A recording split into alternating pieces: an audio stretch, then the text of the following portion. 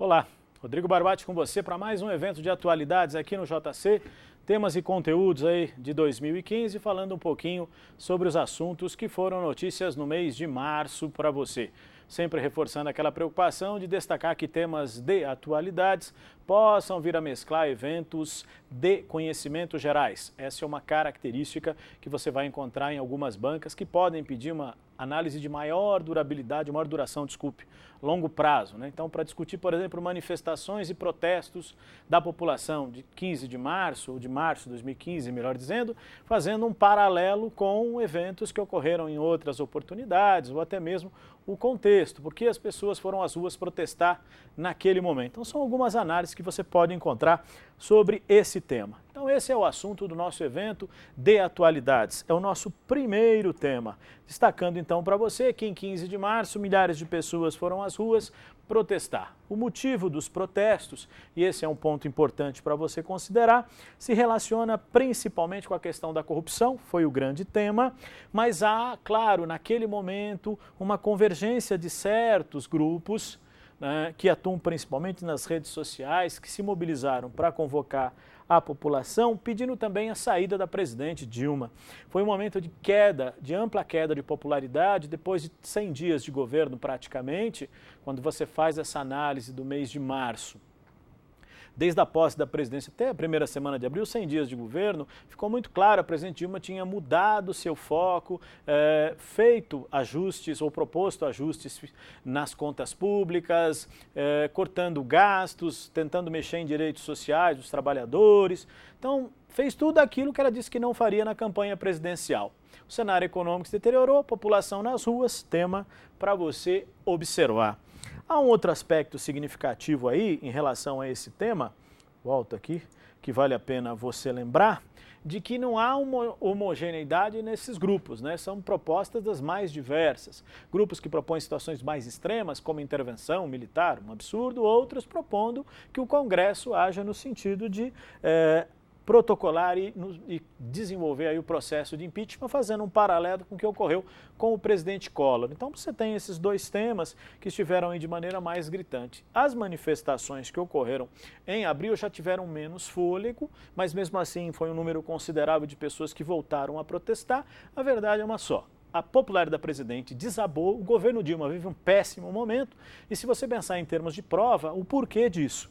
Justamente a crise econômica, os agravantes políticos, a fragilidade política da presidência ficou muito claro, essa tentativa de ganhar a eleição a qualquer preço custou caro à presidência, porque esses apoios de segundo mandato são muito mais caros, vamos dizer assim, a própria onda de corrupção que assola o governo e que fragiliza o Partido dos Trabalhadores, o próprio partido que não comunga de algumas medidas da presidência, tudo isso deixaram um cenário muito ruim e os avaliadores podem trabalhar essas questões. A corrupção foi o grande tema, a insatisfação com o governo outro, e esses eventos permitem outras análises. Lembre que tivemos também protestos pontuais em outras regiões, por exemplo, no Paraná, onde o governador Beto Richa agiu com violência contra manifestantes, professores, etc. Também isso repercute. Então você tem cenários aí, né, de insatisfação no país em vários locais. Vale considerar, tá bom?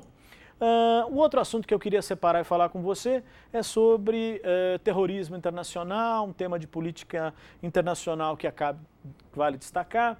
Nós tivemos aí o Boko Haram, que é um grupo tradicional que atua na Nigéria, praticando, né, uma série de atos, e a Anistia Internacional fez um balanço, divulgou aí um balanço, né, de março de 2014 até 2015, pegou aí um pouco mais de um ano das atuações do grupo e lembrou do desaparecimento de 300 meninas que foram sequestradas, né? Além disso, uma série de ações que o grupo realizou e lembrando, né, especificamente que o somatório de ondas de sequestro envolvendo jovens e mulheres superaram 2.000 pessoas. Você lembra da questão das meninas de uma escola cristã que foram sequestradas, né? Então você faz esse paralelo mostrando as contradições que o país vive. A Nigéria é um grande produtor de petróleo, mas tem esses problemas sociais marcantes e também políticos nessa sua história recente.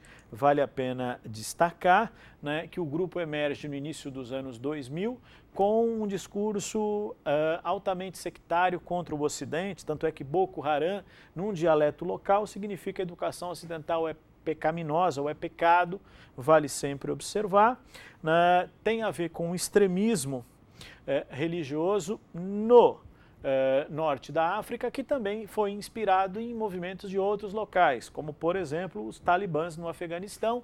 Essa forma de tratamento dado às mulheres na sociedade, né, o rigor da religião aplicada à vida social, política e econômica, todos esses fatores contribuem para, dizemos assim, gerar mais tensões nesse país africano, que tem uma parte da população muçulmana, outra parte cristã, acirrando os ânimos e a violência no país. Então são alguns aspectos aí que você pode considerar também de maneira significativa. Outro ponto importante é que a partir da morte do líder do Boko Haram no final de 2009, o que aconteceu? Né? Há um aumento nos atos de violência. Então, o direcionamento do grupo, que antes era mais regional, ganha uma dimensão nacional e agora internacional, porque se você vai recordar, em 2014, o próprio grupo anunciou a sua subordinação, entre aspas, ao Estado Islâmico, aquele que atua na região da Síria e do Iraque. Então você vai observar que há uma, vamos dizer, internacionalização da ação do Boko Haram, no sentido de que ele se vincula a ações que ocorrem em outras áreas, fundamentado sempre naquela questão, radicalismo islâmico, né, que vai alimentando, não é porque é o islamismo, mas é um exemplo dessa radicalidade de caráter religioso. Vale sempre observar também que o objetivo do grupo se volta para o governo nigeriano, então há uma preocupação aí de ações que desestabilizem o governo. No meio desse processo todo, é sempre interessante observar que o grupo tem como grande combustível as contradições também regionais da própria Nigéria. Um país que tem uma riqueza petrolífera muito grande, gerando um desequilíbrio entre as regiões produtoras e não produtoras do país, né, trazendo essa divisão das áreas mais pobres com as áreas mais ricas e também com a questão religiosa. Como eu disse, o norte muçulmano, o sul cristão, um país em conflito. Essa é a questão central para você observar quando a gente trata desse tema. Um outro ponto que eu quero considerar aqui de maneira relevante também é justamente o problema que a Nigéria enfrenta nesse contexto de instabilidade política que compromete, claro, as questões econômicas. Isso só agrava as contradições e a insegurança, né, que o país vive. No meio de tudo isso, e é interessante você observar também, facilita o fato do processo eleitoral no país, né, ter marcado também por escândalos de corrupção, denúncias, né, do próprio processo político, de ações do próprio governo, o que justamente, né, vale lembrar, levou a um acirramento da disputa política. O próprio presidente, né, derrotado, Goodluck Jonathan, que vinha adotando uma política de bate e assopra em relação ao Boko Haram, né, viu o seu adversário ganhar a eleição justamente por prometer, né, combater com mais intensidade o grupo extremista. Então são alguns aspectos que você considera aí e que vão mostrando esse cenário de instabilidade que não é novidade da Nigéria. A gente fala aí do Boko Haram na Nigéria, mas você pode considerar o Hezbollah no Líbano, o Hamas nos territórios palestinos. São alguns exemplos que misturam esses elementos, né, político-religiosos. Vale destacar, como também o próprio Estado Islâmico, atuando na Síria e no Iraque, ou até mesmo o Talibã no Paquistão e no Afeganistão. Então você tem exemplos desses grupos que já caíram tanto em prova. É mais um exemplo, é mais um tema para você considerar nesse contexto. É interessante pensarmos também como é que você pode transformar esse tema e uma abordagem sobre esse tema em questão de prova. Eu acho que esse talvez seja o grande desafio para nós. E aí um exemplo para você identificar. Então veja essa questão, que foi tema da CESP numa prova de 2015, assim, o Congresso Nacional quer acelerar o projeto que criminaliza o terrorismo em reação à revelação de que foram identificadas tentativas de cooptação de jovens brasileiros pelo Estado Islâmico. Então veja, a Funiversa, que é a organizadora, pegou um tema. O Congresso Nacional vai debater porque, olha, o Estado Islâmico está recrutando jovens no mundo inteiro e brasileiros teriam sido recrutados. Ótimo. Então, ao fazer a questão, ela aproveitou, falando desse tema, e incluiu o Boko Haram. Veja o exemplo. Considerando a amplitude do tema focalizado no fragmento, julgue o item seguinte relativo ao cenário mundial contemporâneo. Vale sempre lembrar que a Funiversa usa um pouco o estilão da SESC e UNB para fazer a prova, até porque boa parte da sua banca veio de lá, né? Então, particularmente célebre pelas atrocidades cometidas contra as suas vítimas, muitas das quais decapitadas a sangue frio em cenas gravadas e postadas na internet, o Boko Haram identifica-se como grupo armado comprometido com a defesa de Israel. Veja, Boko Haram na Nigéria não tem nada a ver com Israel, até porque também é um grupo islâmico. Se a gente fosse considerar, Israel é um inimigo, então não tem nada a ver, misturou tudo aí. Vale sempre lembrar que as 3 linhas de cima se referem ao Estado Islâmico, que divulgou na internet a decapitação. O Boko Haram divulga imagens radicais nas suas ações, não é? Mas quem fez essas cenas mais chocantes foi o Estado Islâmico. Mas veja, o organizador misturou tudo, Estado Islâmico, Israel, Boko Haram. Não tem nada a ver com nada. Está tudo errado aí, você vai lembrar, porque o Boko Haram atua na Nigéria. A grande questão do Boko Haram hoje é a questão das meninas que foram sequestradas, como eu disse aí, né, o ano passado, e que o governo não conseguiu, né, boa parte delas fugiu.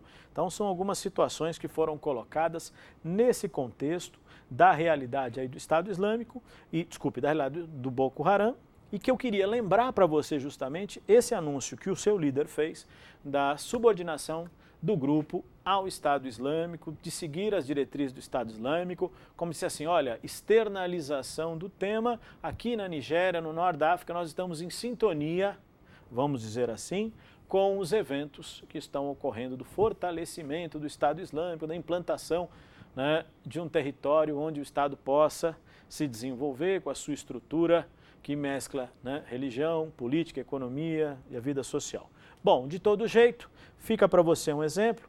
Olha, conhecimentos gerais misturado com atualidades era o objetivo desse tema de março, era o assunto que eu queria chamar a sua atenção. Então fica aí um olhar sobre esse conteúdo. Além disso, vale sempre reforçar para você, né, as fontes onde você pode buscar informação. Como eu disse, esse tema, por exemplo, do Boko Haram, já foi alvo de reportagens especiais. Por exemplo, a revista Isto É, o Estadão, já fizeram reportagens sobre esse tema, e aí é uma característica desse conteúdo que eu queria também chamar a sua atenção. Então fica para você aí uma sugestão de tema, de tópico, de conteúdo para você considerar: terrorismo internacional, suas vinculações, dentro de um contexto de conhecimentos gerais e atualidades. Essa é a sugestão, esse é o objetivo aí da nossa conversa. Tá bom, pessoal? Obrigado a todos, bons estudos, até a próxima.